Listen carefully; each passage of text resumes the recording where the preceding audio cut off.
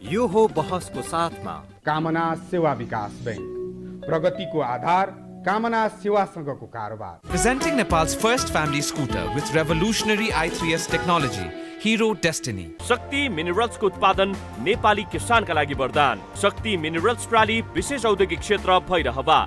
मङ्गल decor, गुर्जुमार्ग 4 खाल टिल्ली बजार काठमाडौँ।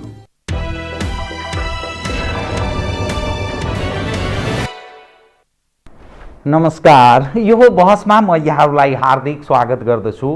जीवराम भण्डारी। आज यहाँहरू सामुन्ने उपस्थित हुनुहुन्छ डाक्टर निरज पौड्याल। उहाँ अर्थविद हुनुहुन्छ। उहाँसँग आज म बजेट, हिजो प्रस्तुत भएको बजेटका सन्दर्भलाई केन्द्रमा राखेर कुराकानी गर्ने प्रयत्न गर्नेछु। अर्थमन्त्री विष्णु पौडेलले झन्नै 16.5 खर्ब बराबरको 78-79 का लागि बजेट प्रस्तुत गर्नुभएको छ। यो बजेट कस्तो, हाम्रो अपेक्षा के थियो, कुन ढङ्गले सरकारले प्रस्तुत गर्यो, यस सँगसँगै एक विषय ख्याल गरिनुपर्छ भने कोभिड-19 का कारण दुनियाँका मानिस जसरी पीडित छन्, नेपाली त्योभन्दा बढी पीडित छन्। ती वर्गलाई कति ख्याल गरियो र जुन थिलथिलो भएको छ देशको अर्थतन्त्र, जसरी करको दायरा बढाउने प्रयत्न भएको छ र जुन ढङ्गले पैसा उठाउने प्रयत्नमा छ सरकार, यो सम्भव छ। सर्वसाधारणले सामान्य रूपमा बुझ्ने ढङ्गले म उहाँसँग आज विविध विषयहरू उठान गर्ने प्रयत्न गर्नेछु। सर्वप्रथम म उहाँलाई स्वागत गर्छु। डाक्टर साहब स्वागत छ है। नमस्कार, धेरै धेरै धन्यवाद। डाक्टर साहब, अब कुरो के रह्यो भने हजुर, अर्थमन्त्री विष्णु पौडेलले विक्रम सम्वत 2078-79 का लागि बजेट प्रस्तुत गर्नुभयो। झन्डै 16.5 खर्ब बराबरको बजेट छ। यो बजेट हेर्दाखेरि विगतको भन्दा धेरै ठुलो पनि छ र जुन लक्ष्य राखेको छ सरकारले, राजस्व पनि यसरी म उठाउँछु, अब करको विषयको पनि कतिपय कुरा छ, तलब वृद्धि गरेको छ, निजामती सम्पूर्ण कर्मचारी, सरकारी कर्मचारीको लगभग 2000 बढाएको छ। देशको अवस्था डामाडोल छ। ज्येष्ठ नागरिकको बढाएको छ, 1000 बढाएको छ। अब यो चुनावको पूर्व सन्ध्याको स्थिति पनि छ। यदि चुनाव हुन्छ हुँदैन त्यो अर्को राजनीतिक मुद्दा हो, तर पूर्व सन्ध्याको स्थिति पनि छ। यो बजेट एज ए तपाईहरू जस्तो अर्थविद के सोच्नु भएको थियो, कुन ढङ्गले आयो भन्ने तपाईहरूको मूल्याङ्कन छ। म यहीँबाट सुरु गरेँ, कृपया। हस्, धेरै धेरै धन्यवाद जीवरामजी। अब यसमा यसपालिको बजेट पनि के छ भन्दाखेरि यसले विगतको ट्रेन्डलाई यसले ब्रेक गर्न सकेको चाहिँ देखिँदैन। जसरी परम्परागतै छ। अब एउटा अनुसन्धानै गर्न सकिन्छ होला वास्तवमा, पहिलाको बजेटमा भएका कति चाहिँ प्रतिशत यो नयाँ बजेटमा छ भनेर हिसाब गऱ्यो भने होइन 80-90% पनि आउने बेर लाउँदैन।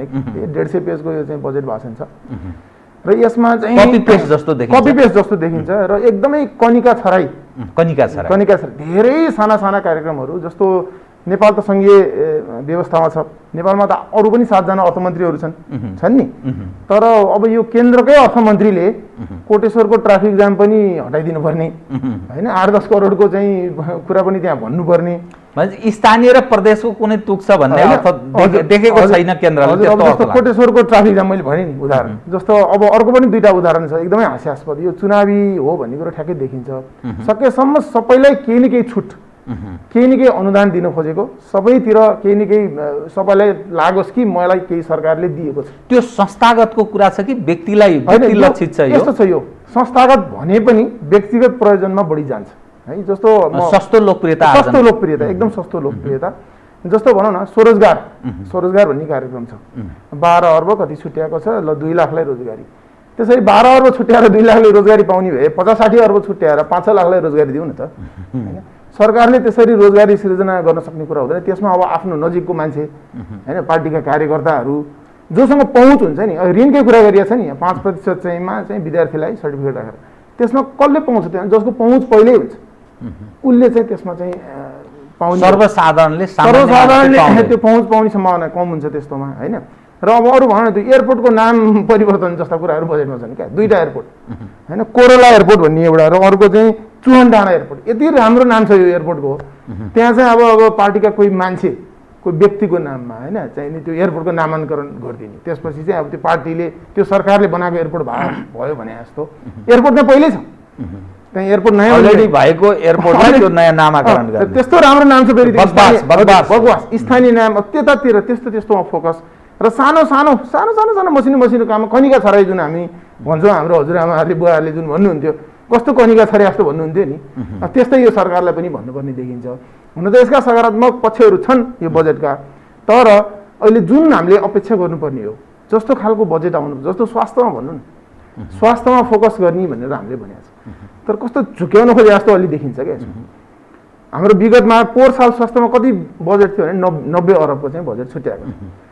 यसपालि चाहिँ नि एकदम ठुलो बजेट छुट्याइयो स्वास्थ्यमा भनेर सबैजना खुसी भएको छ होइन। त्यो पोहोर साल चाहिँ हाम्रो करिब 6% हुन आउँछ क्या कुल बजेटको 6%, 6 भन्दा अलिक बढी प्रतिशत चाहिँ नि स्वास्थ्यमा छुट्याएको थियो।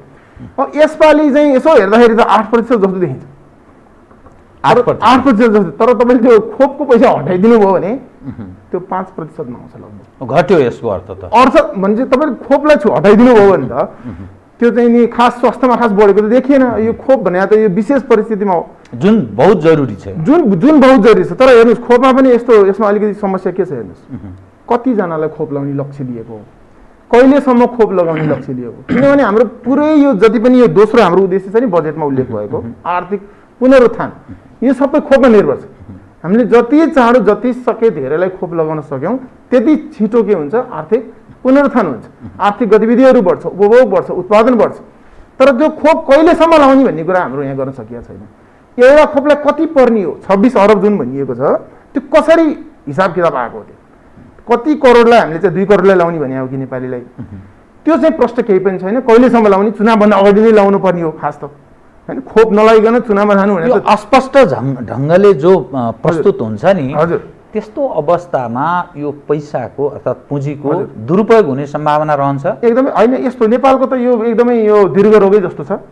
साधारण खर्च लगभग सबै खर्च हुन्छ, तलब भत्ता हो त्यो भनेको, तलब भत्ता त दिनै पर्यो, खर्च त कुरै आएन, त्यसबाट पछि हट्नै सकिँदैन। र जुन हाम्रो पुँजीगत खर्च छ अहिले पनि हाम्रो पुँजीगत खर्च चाहिँ करिब चाहिँ नि 22-24% छ पुँजीगत खर्च। कुल खर्चमा पुँजीगत खर्च 14% बहुत दुःख लाग्दो 13-14% हजुरको चाहिँ पुरानो ऋणको ब्याज तिर्नुपर्छ र बाँकी 64% चाहिँ हजुरको चाहिँ साधारण खर्च छ होइन। र यो पुँजीगत खर्च आजसम्म 50%, 60%को हाराहारीमा मात्र खर्च हुँदै आएको छ होइन। यसपालि 71% हुन्छ भन्ने सरकारको अनुमान बजेट भाषणमा देखिन्छ, तर त्यो चाहिँ पुरा हुने सम्भावना छैन, लगभग छैन त्यो है। के कारण सम्भावना यो चाहिँ हाम्रो खर्च गर्ने क्षमतामा चाहिँ तीव्र ह्रास विगत 30 वर्षदेखि नै आइरहेको छ। जनशक्ति दक्ष जनशक्तिको अभाव छ र यो संयन्त्रहरू काम नलाग्ने र हाम्रा जुन परियोजनाहरू हुन्छन् ती लागू हुन सक्ने खालका छैनन्, त्यो सम्पन्न हुन सक्ने खालको त्यहाँ खर्च हुने खालको छैन त्यो होइन। त्यस कारणले मैले पहिला पनि भन्ने गरेको छु, पहिला चाहिँ नि तपाईँको चाहिँ नि 1 रुपियाँ तपाईँले तलब दिनु भने लगभग 3 रुपियाँको चाहिँ विकास खर्च हुन्थ्यो 30 वर्ष अगाडि। त्यति बजेटमा त्यति छुट्याइन्थ्यो भनौँ न, खर्च हुन्थ्यो अर्को कुरो। तर अहिले चाहिँ नि तपाईँ 1 रुपियाँ तलब दिँदा तपाईँको 50 पैसा पनि तपाईँको चाहिँ हाम्रो विकासमा खर्च हुँदैन, त्यति छुट्याइएको हुँदैन। त्यसको अब कति खर्च त धेरै कम हुन्छ। त्यस कारणले यसमा अलिकति यो पुँजीगत खर्च जति छुट्याएको छ त्यो चाहिँ नि पुरै खर्च हुने कुनै सम्भावना देखिँदैन है। यो लकडाउनको स्थिति आदि इत्यादिले गर्दा तलब चाहिँ सबै खर्च हुन्छ त्यो देखिन्छ।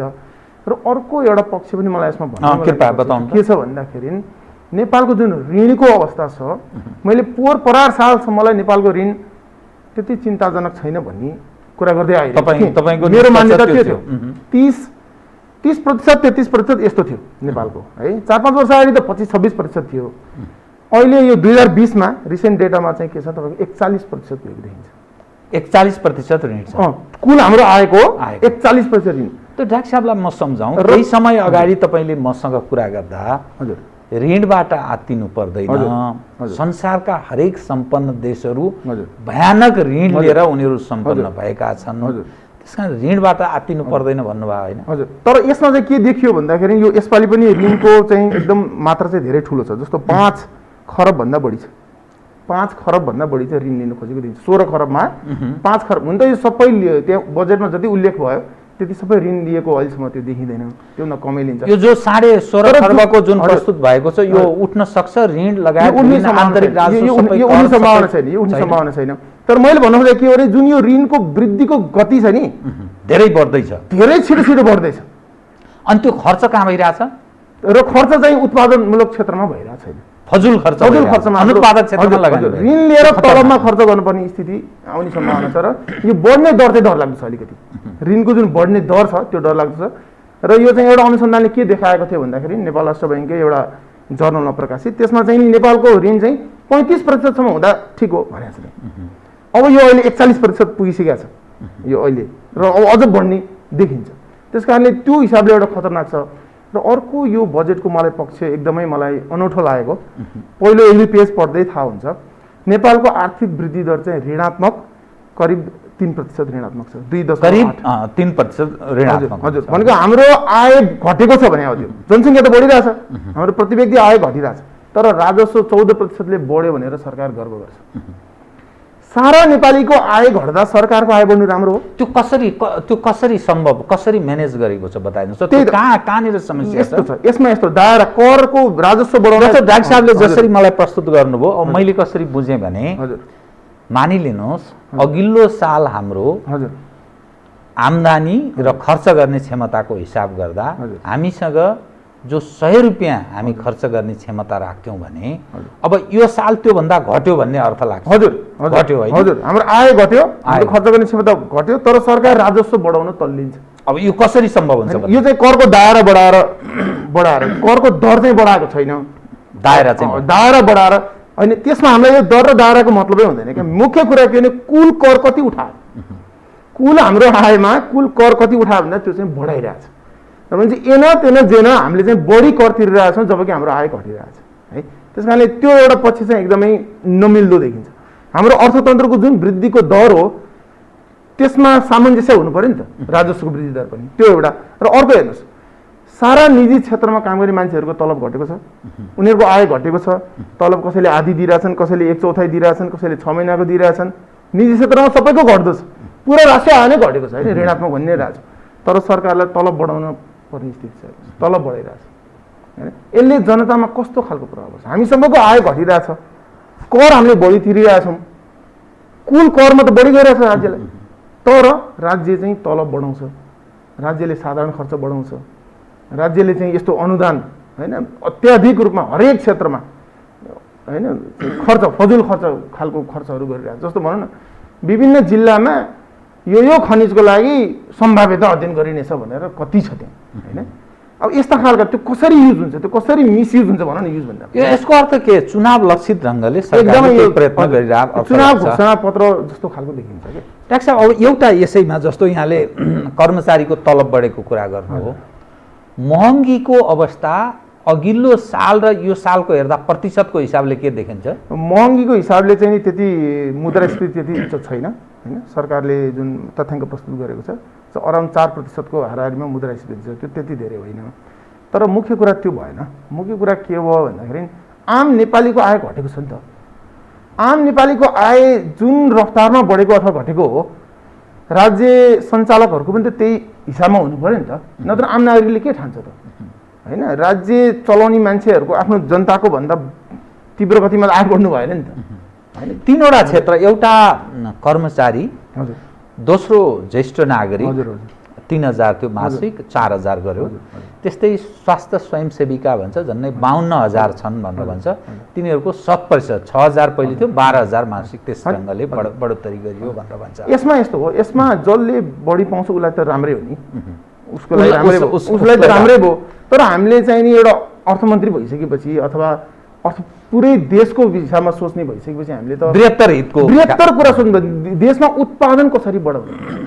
कसरी वृद्ध भत्ता दिनै नपरोस् होइन हाम्रो जनताहरू धनी भयो भने उनीहरूको आर्थिक गतिविधिहरू बढ्यो भने आफ्नो घर परिवारलाई आफैले हेर्न सक्ने भयो भने वृद्ध भत्ता बढाउनै पर्दैन नि मेन त अहिले हाम्रो उद्देश्य के हुनु पर्थ्यो भने देशमा लगानीको वातावरण कसरी बढाउने बहुत राम्रो यहाँले एउटा सन्देश दिने प्रयत्न गर्नुभयो झन्नै 10-12% कति छन् सिनियर सिटिजन नेपालको एज होल जनसङ्ख्याको हिसाबले हेर्दा त्यो ठ्याक्क मलाई ठ्याक्कै थाहा भएन तर जुन ढङ्गले सिनियर सिटिजनहरूलाई मासिक भत्ता ज्येष्ठ नागरिक भत्ता त्यो वृद्धि गरिएको छ त्योभन्दा ती ज्येष्ठ नागरिकहरूलाई अरू वातावरण अनुकूल बनाइनुपर्छ, यसरी दिएर यो समस्या समाधान हुँदैन भन्ने दीर्घकालीन समाधान हुँदैन कि। यसको डाक्टर साहब यसको गाँठो के गरेर फुकाउन सकिन्छ? एउटा संसारमै एउटा छलफलको विषय बनिरहेको यसमा यस्तो गर्नुपर्छ। यो मिडल पाथ, मैले अस्ति भर्खर पनि एउटा लेख लेखेको थिएँ, जो स्वास्थ्य क्षेत्रमा भनौँ न अथवा वृद्धहरूको कुरा गरौँ, स्वास्थ्य यो जुन नितान्त आवश्यक कुराहरू उहाँहरूले हामीले हेर्नै पर्छ होइन। उहाँहरूले बढी पैसा पाउँदा हामी त खुसी हुन्छौँ नि, यसमा तर हामीले दीर्घकालीन रूपमा देशले यो समस्यालाई कसरी समाधान गर्ने? अब फेरि हाम्रो वृद्धको जनसङ्ख्या बढ्दै जाने नै छ हाम्रो नेपालमा होइन। हाम्रो हामी त त्यो अवस्थामा हो र त्यो बजेट हाम्रो बढ्दै नै जान्छ। एउटा त्यो, अर्को चाहिँ नि जस्तो वृद्ध हुने जुन उमेर हुन्छ, जस्तो 70 वर्ष उमेर पुगेपछि त्यो पाइन्छ भनौँ। कति प्राय जिल्लाहरूमा त्यो औषध आयु नै 70 छैन। 70मा मान्छे पुग्दैन भनेपछि त्यहाँको मान्छेले जो त्यो पछाडि परेको जिल्ला छ, जो गरिब जिल्ला छ, जो गरिब मान्छेहरू छन्, जसको स्वास्थ्यमा पहुँच छैन, ऊ 70 कहिले पुग्दैन, उसले यो पैसा कहिले पाउँदैन। तर जसको पहुँच छ आयमा, जसको काठमाडौँमा घर छ, जसको स्वास्थ्यमा पहुँच भएको कारणले उसले 85 वर्षमा बाँच्छ, उसले 15औं वर्षसम्म त्यो पाइरहने भयो। त्यसकारण एक खालको विभेद भयो नि त यो, एक खालको भेदभाव जस्तो भयो नि त यो। त्यसकारण यसमा हामीले के गर्नुपर्छ भने सकेसम्म परिवारले नै आफ्नो वृद्ध आमा बुवालाई हेर्न सक्ने वातावरण हामीले सृजना गर्नु पर्यो। त्यसको लागि परिवार धनी हुनु पर्यो, युवाहरू जो छ उसले रोजगार पाउनु पर्यो, उसको आय हुनु पर्यो, तब न उसले आफ्नो चाहिँ नि बहुत राम्रो कुरा भन्नुभयो यहाँले। वृद्धाश्रम बनाएर भएन वा ज्येष्ठ नागरिकलाई यो भत्ता दिएर हुँदैन, यसको अरू विकल्पको बारेमा म भन्दैछु। सकेसम्म 90%ले आफ्नो परिवार, हामी आफ्नो परिवार आफै हेर्दैनौँ र दुईटा रोटीमा एक-एकवटा खाउँला, एउटा भए आधी एउटा खाउँला होइन। मलाई चाहिँ सरकारले दियो भने म बाबालाई हेर्छु न त हेर्दिनँ त भन्दिनँ होला। निश्चय सकेसम्म हामीले त्यस्तो खालको नैतिक शिक्षा हाम्रो चाहिँ नि हाम्रो राष्ट्रमा त्यस्तो हुनु पर्यो। र तर त्यति गर्दा पनि कोही न कोही छुट्छ, त्यति गर्दा पनि कोही न कोही वृद्धहरू चाहिँ बाटोमा आउन बाध्य हुन्छन्। उनीहरूको लागि मात्र राज्यले फोकस गर्नु पर्यो क्या। अनि त्यहाँ राज्यको ध्यान पुरै केन्द्रित गर्नु पर्यो। अहिले के भइरहेछ, राज्य छरिरहेछ, सबैलाई हेर्छु भन्न खोजिरहेछ। स्वास्थ्यमै भनौँ न, सबैले निःशुल्क स्वास्थ्य दिन्छु भने राज्यले कहीँ केही गर्न सक्दैन। राज्यले कस्तो वातावरण सिर्जना गर्नु पर्यो, जसले सक्छ उसले बजारबाट खरिद गर्न सकोस् स्वास्थ्य। त्यस कारणले त्यसमा निजी लगानी आओस्, निजी लगानीमा अस्पताल खुलोस्, निजी लगानीमा शिक्षण संस्थाहरू खुलोस्, चिकित्सा शिक्षण संस्थाहरू खुलोस्, र जसले बजारमा खरिद गर्न सक्छ उसले बजारमा मजाले खरिद गरोस्। यो अलिक तितो लाग्न सक्छ मान्छेलाई, तर मैले अलिक व्यवहारिक भएर कुरा गर्नुपर्ने हुन्छ। व्यवहारमा के राज्यले सबैलाई यहाँ भनेको छ निःशुल्क शिक्षा दिने भनेर, मैले चाहिँ अस्ति टेस्ट गरेँ यो कोभिडको, पैसा तिर्नुपर्छ। निःशुल्क भने पनि हामीले पैसा तिर्नु परेको छैन त, पैसा तिर्नु परिरहेको छ, सबै तिरिरहेको छ महँगो।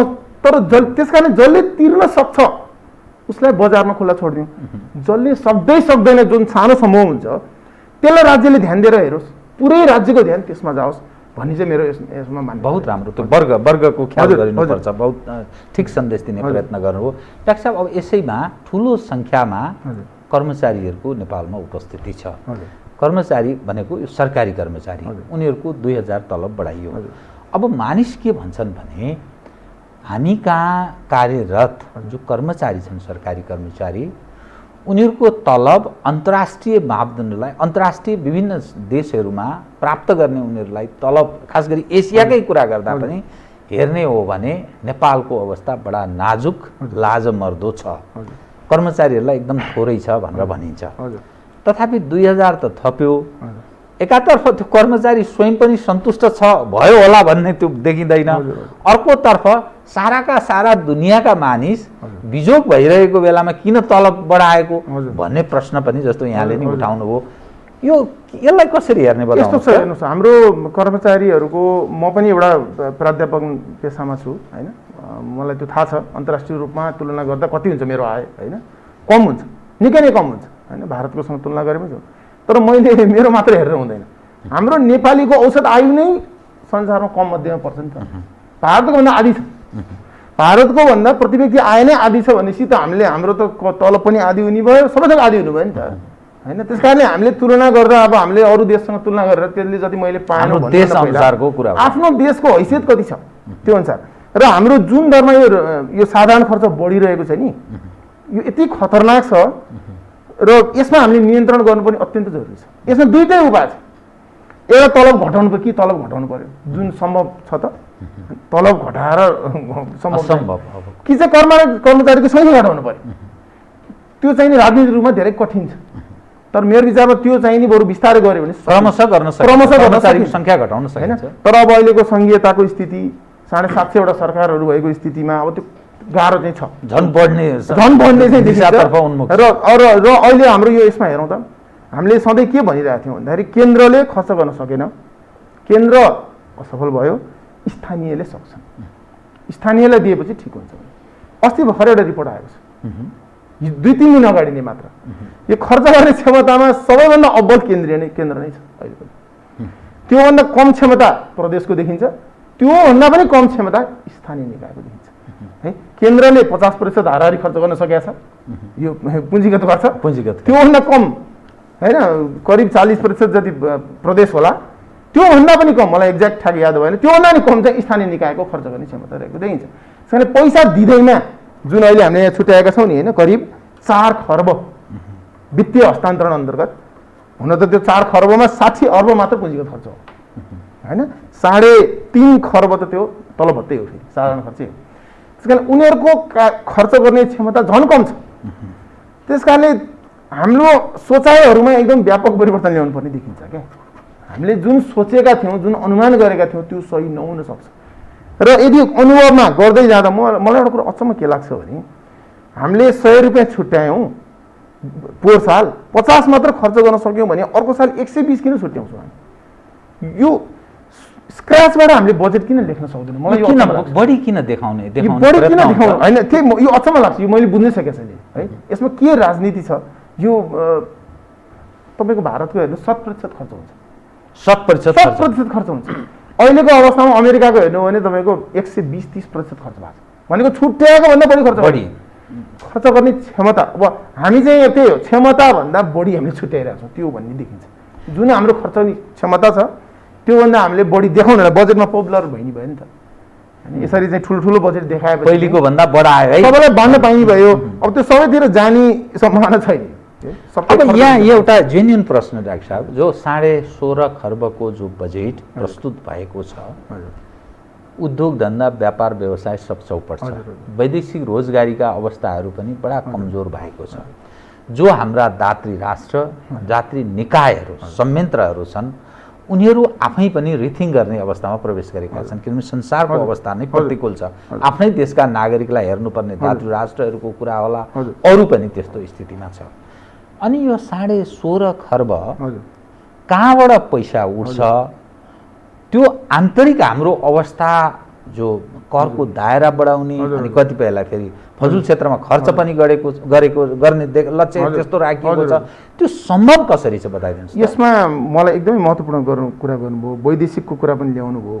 यो कुरा यो नभनी नहुने कुरा छ, एकदम टु द पोइन्ट भनिदिनु। नेपाललाई के भन्ने गरिन्छ भन्दाखेरि नेपाल मगन्ते, नेपालले मागेर धेरै चाहिँ खर्च गर्छ भनिन्छ। र यो म दिनेहरूलाई पनि म यो भन्न चाहन्छु, चुनौती दिन चाहन्छु। नेपालको 16 खर्बलाई तपाईँले चाहिँ नि यदि 1 लाख हो भनेर मान्नु हो भने, तपाईँको 1 लाख आएछ भने नेपालले अनुदान, अहिले अनुदानको लागि छुट्याएको 60 अर्ब छ, 16.5 खर्बमा 60 अर्ब छ। त्यो भनेको 1 लाखमा 3800 जस्तो हो। 1 लाख खर्च गर्ने मान्छेलाई 3800 अनुदान दिनुको के औचित्य छ? तिमीले 1 लाख खर्च गर्दैछौ भने तिमीलाई 3800 एक्स्ट्रा किन चाहियो? तिमी नयाँ लुगा नकिन यसपालि, यसमा नोकर नराख, आफ्नो काम आफै गर। म 3800 दिन्न किन भन्न सक्दैन दिने मान्छेले? यो अनुदान जसले दिइरहेछ नि। फेरि तपाईँले याद गर्नु होला, पोहोर साल नेपालले वास्तवमा पाएको अनुदान चाहिँ करिब 25 अर्ब मात्र छ। 25 अर्ब घोषित एउटा हुन्छ, ठुलो एमाउन्ट नेपाल मगन्ते भयो, नेपालले पाउनेवाला भयो होइन। यो 3% मात्र नेपालको चाहिँ अनुदानमा भर परेको छ नेपालले। यो ठ्याम्बै नेपालले बन्द गर्न सक्छ कि सक्दैन? मात्र 3%, मात्र 3%। त्यो भनेको मैले भनिहालेँ, 1 लाखमा तपाईँको 3800। 1 लाख कमाइ गरेको कसै छैन, तपाईँले 3800 उसलाई दिनुहुन्छ दिनुहुन्न? तपाईँले के भन्नुहुन्छ होला? तिम्रो 1 लाख खर्च गर्ने कि चाहिँ तिम्रो घटाउ, तिम्रो 50,000 मात्र हैसियत हो कि के हो? 1 लाख खर्च गरिरहेछ भने 3800 मसँग नमाग भन्नुहुन्छ त तपाईँ? तर यहाँ भनिएको छैन होइन।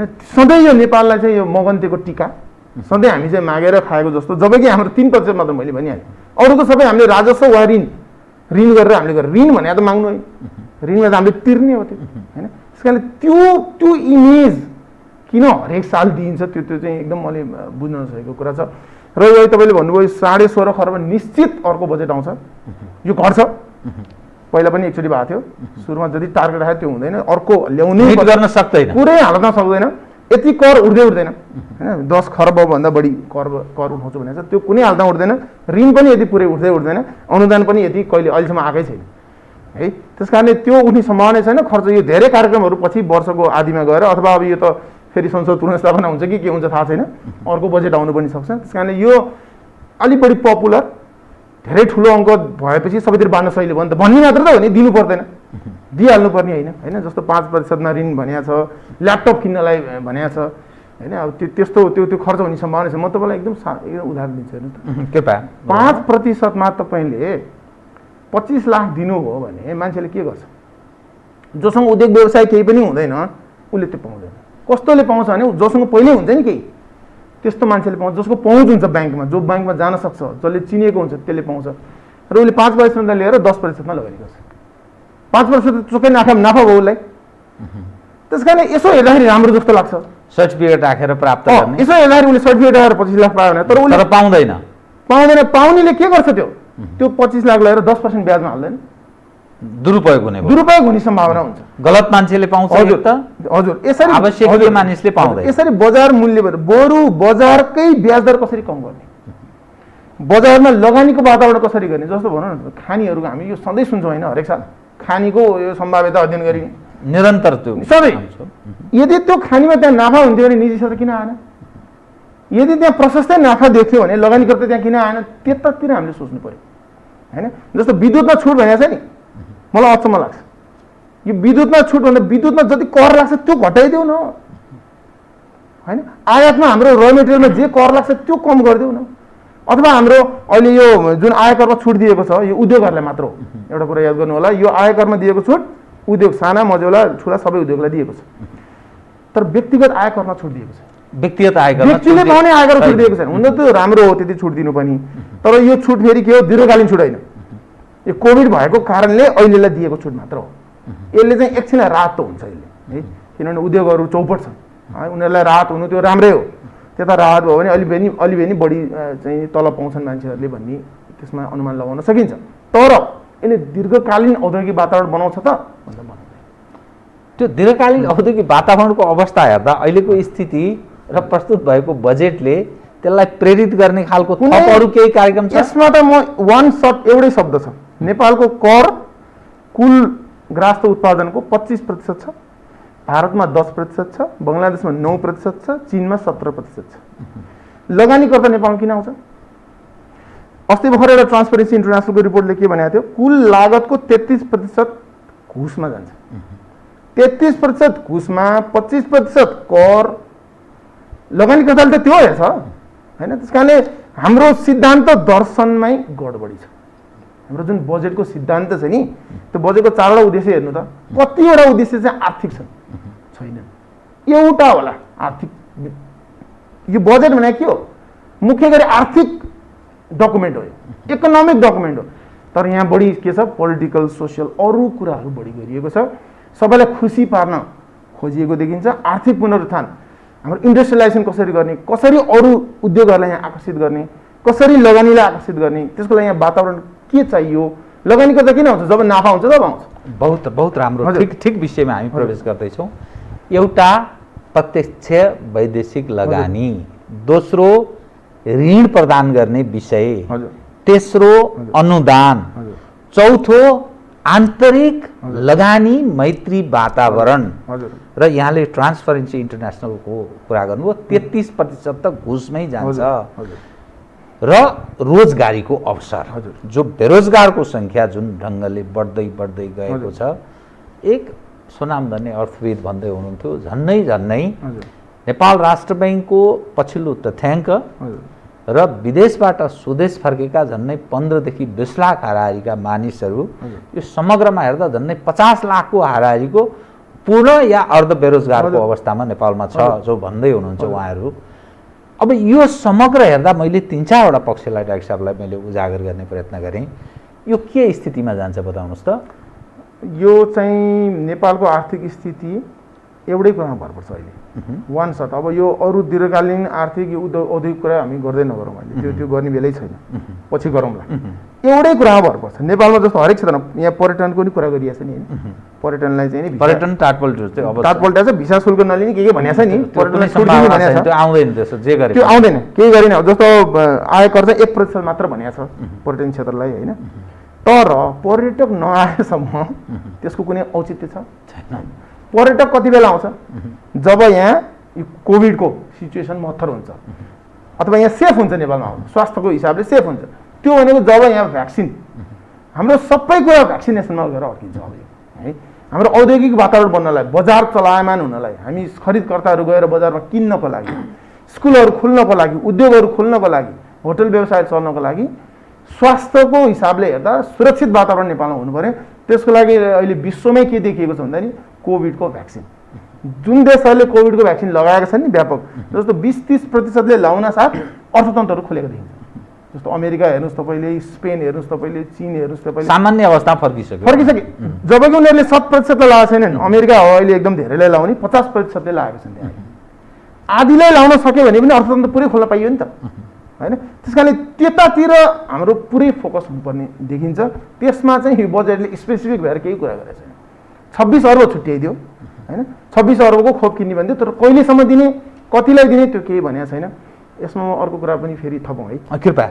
यो खोप नेपालले सधैँ दिएको खोपको नेपालमा अनुभव छ, खोपमा नेपाल राम्रै मानिन्छ, तर नेपालले विगतमा दिने खोपहरू कस्तो, बच्चाहरूलाई मात्र दिने खोप, जुन सानो जनसङ्ख्या हुन्छ नि त्यस्तो, अथवा हात्तीपाइलेको खोप जुन सानो जनसङ्ख्या, अहिले दिनुपर्ने खोप कस्तो, छोटो समयमा एकैचोटि सबैलाई खोप दिनुपर्छ। मानौ 2 करोड मान्छेलाई 6 महिनाभित्र खोप दिनु पर्यो। त्यो राज्यले मात्र सक्छ भन्ने कुरा मलाई शङ्का छ। त्यो हाम्रो क्षमता छैन, धेरै महत्त्वाकांक्षी हुन्छौँ हामी यो है। हाम्रो राज्यको जुन खर्च गर्ने क्षमता, त्यसमा कति प्रोसेस छ भन्नु त। 26 अर्ब खर्च गर्नलाई नेपालको एमसिसीको यहाँ जति हल्ला छ नि, कति हो त्यसको बजेट, 5 वर्षको 50 अर्ब। त्यसमा यत्रो हल्ला छ, यो 1 वर्षमा 26 अर्ब खर्च गर्ने कुरा भन्ने चान्स नै छैन है। त्यस कारण यसमा पनि मैले के देख्छु भने निजी क्षेत्रको मद्दत राज्यले लिनुपर्छ। त्यसमा यो चुकेको छ, कन्जुसाइ गरिएको छ। राज्यले जसले खोप किन्न सक्छ नि उसको लागि बजारमा किन्न सक्ने वातावरण सृजना गर्नुपर्छ। त्यो बजेटमा कहीँ त्यस्तो लक्षित केही छ छैन? त्यो केही देखेँ, राज्य क्षेत्रलाई प्रोत्साहन दिने, आकर्षित गराउने, तिमीलाई पनि अवसर दिने, तिमी पनि गर भन्ने, खोप ल्याउन सक्छ भने ल्याऊ भनिएन। कम्तीमा सहर बजारमा मान्छेले, नेपालीको औसत आयु त 1,20,000 छ नि त, नेपालीको औसत आयु प्रति व्यक्ति 1,20,000 छ। कम्तीमा 30-40% को त त्योभन्दा बढी आम्दानी छ होइन। त्यस कारणले कम्तीमा जसले बजारबाट किन्न सक्छ उसको लागि बजारले व्यवस्था गरोस्। नसक्ने ठाउँमा म चाहिँ ध्यान दिन्छु है, जसले गर्नै सक्दैन, मजदुरहरू होलान्, सहरी मजदुरहरू अथवा ग्रामीण भेगका बासिन्दाहरू होलान् जसको आय स्रोत निकै कम छ, म त्यता फोकस गर्छु। बजारमा जसले किन्न सक्छ उसलाई चाहिँ निजी क्षेत्रलाई खोप ल्याउन दियो, प्रतिस्पर्धा गर्न दियो भने त्यो सबभन्दा बेस्ट स्ट्राटेजी हुन्छ नेपालको सन्दर्भमा। अहिले छोटो समयमा यत्रो धेरै मान्छेलाई खोप लाउँछ। हाम्रो घर नजिकको क्लिनिकमा खोप नआएसम्म यो खोप यो सफल हुँदैन। यो राज्यले सहज मानिसले पहुँच त्यसरी इजिली चाहिँ जसरी हामीले अहिले चाउचाउ किन्छौँ नि त्यसै गरी खोप उपलब्ध किन। अब फेरि एउटा विचार गर्नुहोस्, यो खोप एकचोटि मात्र लगाएर पुग्छ भने कुनै ग्यारेन्टी छ? अर्को साल पनि लाउनु पर्न सक्छ, अर्को साल पनि लाउनु पर्न सक्छ। त्यसकारण दीर्घकालीन रूपमा हाम्रो निजी क्षेत्रलाई सक्षम बनाउनु परेको परेन, बलियो बनाउनु परेको परेन कि हरेक साल सरकारले लाउने हो 26 अर्बको होइन। त्यस कारण यसमा चाहिँ गम्भीर भएर सोच्नुपर्छ। जसले सक्छ उसले 1000 रुपियाँको खोप किनेर लाओस्, जसले सक्दैन त्यता राज्यको ध्यान दियोस्। यो सबै हाम्रो नेपालको अर्थतन्त्र भविष्यको 2-4 वर्षको भविष्य सबै यसमा केन्द्रित छ। यसमा भर पर्छ, तर यसमा ध्यान निकै कम छ, यसमा जोड निकै कम छ। अब भनौँ न भविष्यमा आउने महामारीमा कसरी गर्ने, त्यसमा त्यो त छुट्टै कुरा छ। त्यहाँ विज्ञानमा लगानी गर्नुपर्ने छ। विज्ञानमा लगानी तपाईँले हेर्नु भने लाज मर्दछ है। तपाईँको औद्योगिकरणको लागि जुन बुँदाहरू मैले बजेटमा गनेको थिएँ, कति कुराहरू भनिएका छन् औद्योगिकरणमा भन्दाखेरि अत्यन्त कम, अत्यन्तै कम। अरू कुराहरू धेरै व्याख्या गरिएको छ, तर औद्योगिकरणमा निकै कम, स्पेसिफिक छैन। भेग यस्तो गरिनेछ, उस्तो गरिनेछ, छुट दिइनेछ, कति छुट, कस्तो छुट, कहिलेसम्म, यो नाराको रूपमा मात्र छ। सबैलाई सुन्दाखेरि मजा आओस् भन्ने खालको मात्र देखिन्छ। औद्योगिक क्षेत्रलाई केही राहत चाहिँ दिएको छ, मैले भनिहालेँ, आयकरमा छुट दिएको छ, तर त्यसले दीर्घकालीन औद्योगिक वातावरण, रोजगारीको सृजनामा त्यसले त्यति धेरै मद्दत पुर्याउन सक्दैन। त्यो चाहिँ देखिन्छ। यो जसरी तपाईँ एउटा इकोनोमिस्ट जुन ढङ्गले तपाईँ मसिनो ढङ्गले केस्रा केलाउनुहुन्छ नि, सत्तामा रहेका मानिसहरू, योजना आयोगदेखि लिएर अर्थ मन्त्रालयका विभिन्न विज्ञहरू, नेपाल राष्ट्र ब्याङ्क लगायत सरकारका त्यो हेल्पिङ ह्यान्डहरू छन् नि, यी साराका सारा यिनको नियत खराब छ भन्ने अर्थमा बुझ्ने कि या यिनीहरूले बुझ्दैनन्, यी जागिरे मानसिकताका मानिस मात्रै छन्, त्यसकारण समस्यालाई सम्बोधन गर्ने ढङ्गले त्यो बजेट त्यस ढङ्गले लक्षित भएर प्रस्तुत हुँदैन, यो के कारण? यसमा दुईटा कुरा मैले देख्छु। म नियतमा त्यति प्रश्न गर्दिनँ, मैले दुईटा, एउटा दर्शनमा चाहिँ नि समस्या छ है, दृष्टिकोण, विश्व दृष्टिकोण हुन्छ नि, समाजलाई हेर्ने, राष्ट्रलाई हेर्ने, राज्यलाई हेर्ने, अर्थतन्त्रलाई हेर्ने दृष्टिकोण। जस्तो मेरो दृष्टिकोण अर्थशास्त्रले के भन्छ भन्दाखेरि सकेसम्म निजी क्षेत्रलाई प्रोत्साहन गर्नुपर्छ, व्यक्तिले आफ्नो हित, सबभन्दा बढी हित आफ्नो हेर्न सक्ने व्यक्ति आफै नै हो भनेर हेर्छ। नसकेको ठाउँमा जुन अत्यावश्यक हुन्छ, सुरक्षा, वृद्धहरूको स्वास्थ्य, बालबालिकाहरूको शिक्षा, त्यहाँ मात्र राज्यको फोकस हुनुपर्छ भन्ने चाहिँ एउटा सर्वमान्य सिद्धान्त हो, अर्थशास्त्रको त्यो निष्कर्ष हो। तर हाम्रो राज्य कस्तो खालको छ भने, कस्तो खालको यो राजनीतिले पनि हो, भोट पोलिटिक्सले गर्दा पनि हो, सबै कुरा आफू जिम्मा लिन चाहन्छ। यो चाहिँ दर्शनको समस्या हो। राज्यले जब सबै कुराको जिम्मा लिन चाहन्छ, म त यसलाई दैत्याकार बजेट भन्छु कि दैत्याकार छ यो एकदम, होइन? त्यस्तो स्वरूप लिन खोजेपछि त्यो राज्यको इफिसियन्सी कम हुन्छ, त्यसको कार्यक्षमता कम हुन्छ, जे गर्नुपर्ने हो त्यहाँ ध्यान छैन यसको। कोटेश्वरको ट्राफिक जाम हटाउँछु, एयरपोर्टको नाम चेन्ज गर्छु, हेर्नु नि हाम्रो विद्युतीय बस भने कति वर्ष भन्नु त? काठमाडौँमा विद्युतीय बस कतिवटा बसाएर छ त्यो सोच्नुपर्छ पर्दैन? किन काठमाडौँमा त्यो छुट दिँदा पनि विद्युतीय बस आएन, आएको बस पनि चलेन किन? त्यसमा एकचोटि सोच्नुपर्छ कि पर्दैन? किन चलेन होला मलाई बताउनुहोस् त। यदि नाफा हुन्थ्यो भने यत्र बसहरू आयात भइरहेछ नि, उसले विद्युतीय बस किन आयात गरेन? तपाईँले जबरजस्ती त विद्युतीय बस चला भनेर त चल्दो रहेछ, त्यो त देख्यो, भएको ट्रली बस नि बन्द भयो। त्यस कारणले यो दर्शन है, अर्थतन्त्र भने के हो, अर्थशास्त्र भने के हो, दर्शनको त्यो चाहिँ दृष्टिकोणमा गलत, जुन यथार्थ धरातले यथार्थता छ त्योभन्दा फरक खालको दर्शन छ राज्यको है, राजनीतिक नेतृत्वको त्यो छ। एउटा त्यो छ। अर्को चाहिँ कार्यक्षमतामा हाम्रो कमी छ, होइन? काम गर्ने जुन क्षमता हुन्छ नि, खर्च गर्ने क्षमता, त्यो चाहिँ नि प्रष्टै कमी देखिन्छ। अब 30 वर्ष हेर्ने 6 गुणा दक्ष जनशक्तिको अभावको विषय, दक्ष जनशक्तिको अभाव। र हाम्रो अब त्यसमा यस्तो पनि हुन्छ, सिस्टमको तपाईँको चाहिँ नि इनइफिसियन्सी, जस्तो जुन एक ठाउँमा साइन गरे हुने ठाउँमा 10 ठाउँमा साइन गर्नुपर्ने परम्परागत कागज उठायो, लामो त्यसले गर्दाखेरि पनि त्यो देखिन्छ। अब नियतको पार्ट चाहिँ सानो होला, नियतलाई पनि नहोला भन्न सकिँदैन, किनभने अब त्यो होइन, अब एउटा भनाइ छ के भनाइ छ भन्दाखेरि जति धेरै बिरामी भयो त्यति डक्टरलाई फाइदा, जति मुद्दा मामिला चल्यो त्यति वकिललाई फाइदा भने जस्तो, जति गरिबी समस्या भयो त्यति राजनीतिलाई, होइन, राजनीतिक नेतृत्वलाई। मैले एउटा इक्जाम्पल मात्र, लाभ हुन्छ समस्यामा, जति समस्या त्यति राजनीतिकर्मीलाई। त्यस कारणले राजनीतिकर्मीलाई अलिकति नभएको समस्याहरू पनि मैले अस्तिको इन्टरभ्यूमा हजुरसँग कुरा गरेको थिएँ, होइन? कति हाम्रो राम्रो कुराहरू छन् नि, तर त्यसलाई राजनीतिक नेतृत्वले भन्दैन, किनभने त्यो भन्यो भने राजनीतिक रूपमा हानि हुन्छ। तपाईँले समस्या देखाउन सक्नु भने राजनीतिक रूपमा तपाईँलाई फाइदा हुन्छ। डाक्टर साहब, अब यसमा नि एउटा विषय म उठान गर्छु, तपाईँ अलिक प्रष्ट बोल्ने व्यक्ति भएको हुनाले यो आम दर्शकले जान्नु पनि जरुरी छ। हामीले संविधान जारी गर्यौँ, संविधान कस्तो, त्यो न्यूनतम मानिसका बेसिक निड सबै फुलफिल गर्ने कुरा छ, कुनै अधिकारको सवालमा कुनै कमी कमजोरी छैन, होइन? संसारका उत्कृष्ट सारा अधिकार जति 3-4 बनाइसक्यो, सबै राखिएको छ। 32 वटा जति त त्यो मौलिक शिक्षादेखि स्वास्थ्यदेखि तमाम छ। अब यहाँले भन्नुभयो शिक्षा र स्वास्थ्यमा चाहिँ सरकारको बढी पहुँच अथवा ख्याल गरिनुपर्छ, त्यो चाहिँ सामान्य मानिसको पहुँच विस्तार गर्ने ढङ्गले राज्यको लगानी हुनुपर्छ, तर अरू क्षेत्रमा चाहिँ निजी क्षेत्रलाई बढी प्रोत्साहन। यसमा मैले यसरी भने अझ यसलाई प्रश्न पार्छु, हजुरले भने ठिक हो एकदम।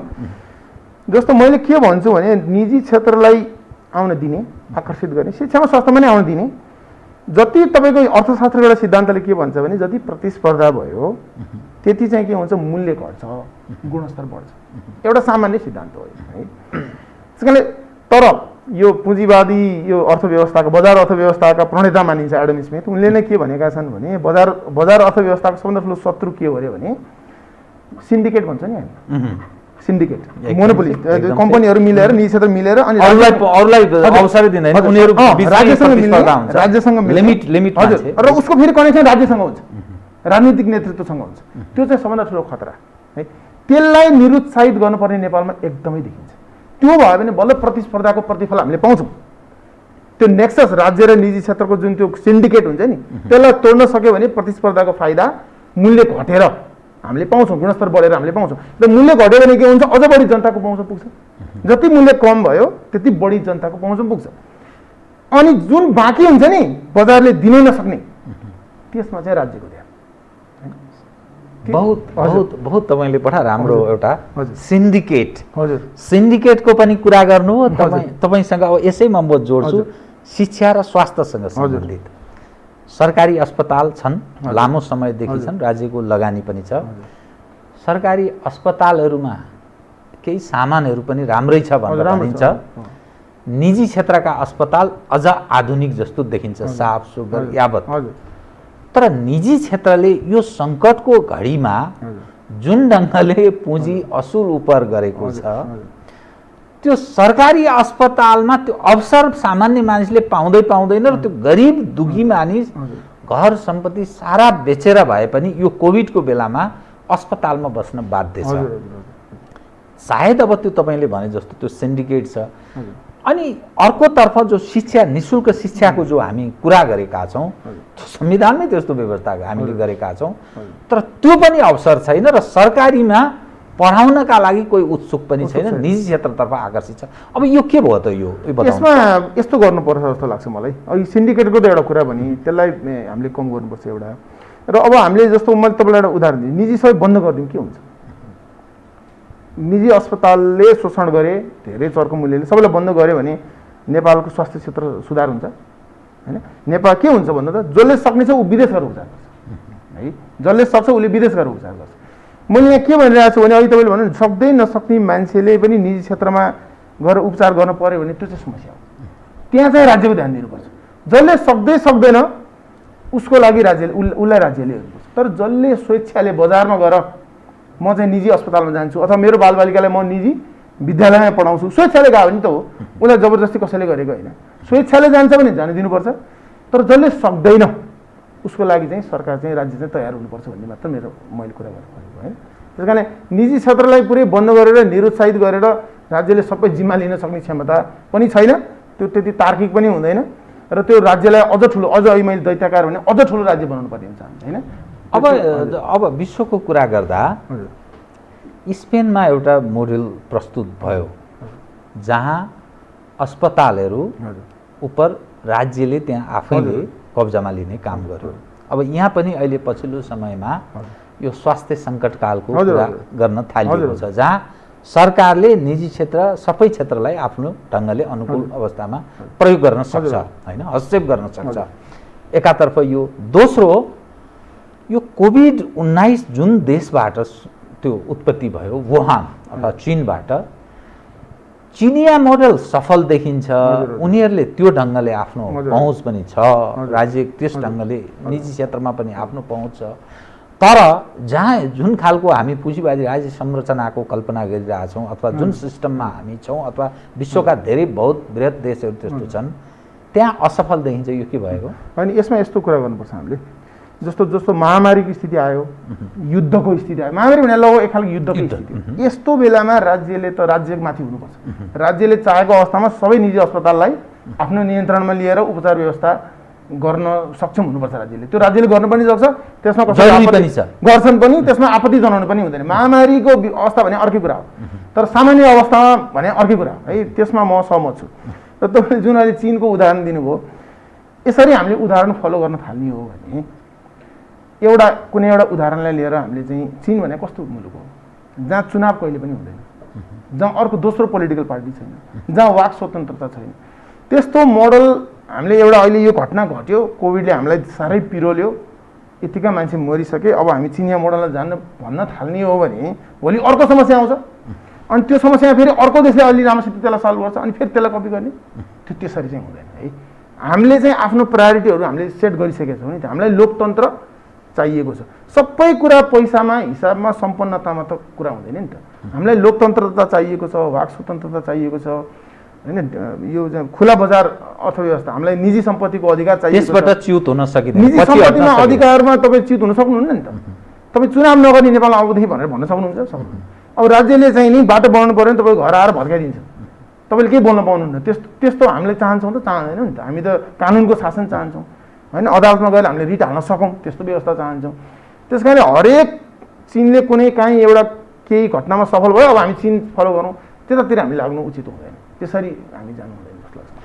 अब म कार्यक्रमको अन्त्यतिर आएँ डाक्टर साहब, जुन ढङ्गले बजेट प्रस्तुत भएको छ हजुर, यसका अब कमी कमजोरी पनि यहाँले कतिपय उजागर गर्ने प्रयत्न गर्नुभयो। जुन समस्याहरू छ थप सुधार गर्न सक्ने अझै पनि राज्य संयन्त्रले केही बाटाहरू छन्, त्यो केही सुझाव दिनुहुन्छ? यसमा मैले मेरो अपेक्षा यो एकदमै राम्रो बजेट बन्थ्यो भने मेरो अपेक्षा के हुन्थ्यो भन्दाखेरि यो बजेटको आकार सानो हुन्थ्यो। पहिला सुरु 14 खरबभन्दा बढी हुँदैन थियो। 14 खरबभन्दा बढी हुनु हुँदैन थियो, किनभने अब फेरि पनि ऋणात्मक हुने सम्भावना छ हाम्रो आर्थिक वृद्धि दर है 6.5% भनेको छ भन्दा त त्यो चाहिँ नि अर्को महिना सबैले खोप पायो भने चाहिँ हुनसक्छ, नत्र फेरि ऋणात्मक हुनसक्छ। एउटा त्यो।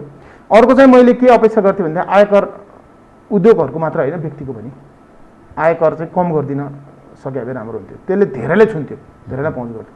अझ बढी तपाईँले प्रभाव पार्ने हो, अझ धेरै चाहिँ धेरै जनतालाई सुविधा दिने हो भने तपाईँले अप्रत्यक्ष कर हुन्छ, मूल्य वृद्धि कर हुन्छ नि, त्यसलाई कम गर्न सक्नु। त्यसले चाहिँ समग्र वस्तु तथा सेवाको मूल्यलाई कम गराउँथ्यो, त्यसले सबैलाई छुन्थ्यो, त्यसले सबैलाई फाइदा गर्थ्यो कि। त्यस कारणले करको दरहरूमा अलिक कम गरिदिन सकेको भए बृहत रूपमा, र यो बजेटको आकारलाई अलिक सानो, ऋणको आकारलाई अलिकति सानो होइन, मेरो हिसाबमा त यो अनुदान हामीले लिनै हुँदैन भन्ने म पक्षमा छु होइन। अनुदान लिनु हुँदैन, यति 3% यो 60 अर्ब 16.5 अर्ब खरबको बजेट बनाउनेले 60 अर्बको अनुदान लिनु पर्दैन होइन, लिनु जरुरी छैन होइन।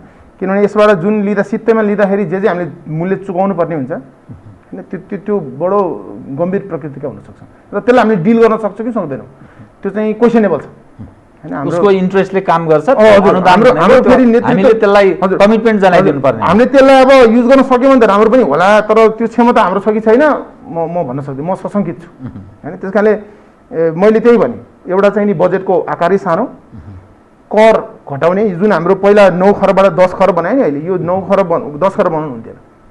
हाम्रो कर चाहिँ हामी उठाउने लक्ष्य कम राख्नु पर्थ्यो, जसले गर्दा चाहिँ कर कम भएपछि सबैलाई राहत हुन्थ्यो, सबैलाई राहत हुन्छ नि त। तपाईँले यसो अनुदान दिनुभयो छुस्स यता छुस्स 2000 उसको बढाइदिनु, छुस्स 3000 बढाइदिनु, त्यसले चाहिँ नि दीर्घकालीन रूपमा त्यसले चाहिँ नि राहत दिँदैन। गरिब दिनदुखी बिहान बेलुका त्यो काम गरेर मात्रै एउटा गुजारा चल्ने वर्ग ठुलो सङ्ख्यामा छ, र जुन ढङ्गको बेरोजगारको मैले अघि आँकडा यहाँलाई बताएँ झन्डै 50 लाखको हाराहारीको, त्यसलाई सम्बोधन गर्ने कतै केही काम त्यसलाई सम्बोधन गर्ने केही देखेन। अब यसमा त्यो पनि मैले अपेक्षा गरेको थिएँ, तपाईँले सम्झाइदिइहाल्नुभयो। जस्तो यो खानै नपाउने पनि छ नि त, बन्द भएपछि खानै नपाउने, उसको लागि के त होइन, त्यो पनि खासै सम्बोधन गरिएको देखिँदैन। यहाँ त उल्टो निरुत्साहित गरिएको पनि देखिन्छ नि होइन। भोको मान्छेहरूलाई चाहिँ सडकमा खुवाउँदाखेरि यहाँ त उल्टो राज्यले त्यसको विरोध गरेको, राज्यले नगर भनेको त्यस्तो अवस्था पनि देखिन्छ। त्यहाँ पनि खासै यसले चाहिँ कुनै उ गरेको देखिँदैन। त्यो पनि एउटा यसको नकारात्मक पक्ष नै हो जस्तो लाग्छ मलाई। समृद्ध नेपाल सुखी नेपाली जो नारा थियो, यसको अर्थ यो चाहिँ गयल भएस पानी नै भन्छ नि, यो सम्पूर्ण हिसाबले चाहिँ यो असफल हो। यो बजेटलाई पास मार्क्स दिनै गाह्रो हुन्छ, पास मार्क्स दिन चाहिँ यो बजेटलाई गाह्रै छ अलिकति। डाक्टर साहब हस्, धन्यवाद छ यहाँबाट। आदरणीय दर्शकबिन्दु, उहाँ हुन्थ्यो नीरज पौडेल, अर्थविद। विक्रम सम्वत 2078-79 का लागि प्रस्तुत भएको बजेट कस्तो, नेपाल देश र नेपाली जनको हितमा छ छैन, समस्या छ भने कहाँ छ, के कारण छ, यी लगायत यावत विषयमा गरिएको कुराकानी। म सहित मेरो सम्पूर्ण युनिटलाई कार्यक्रमबाट बिदा दिनुहोस्, तर यो हो टेलिभिजन, हेर्दै रहनुहोला। नमस्कार।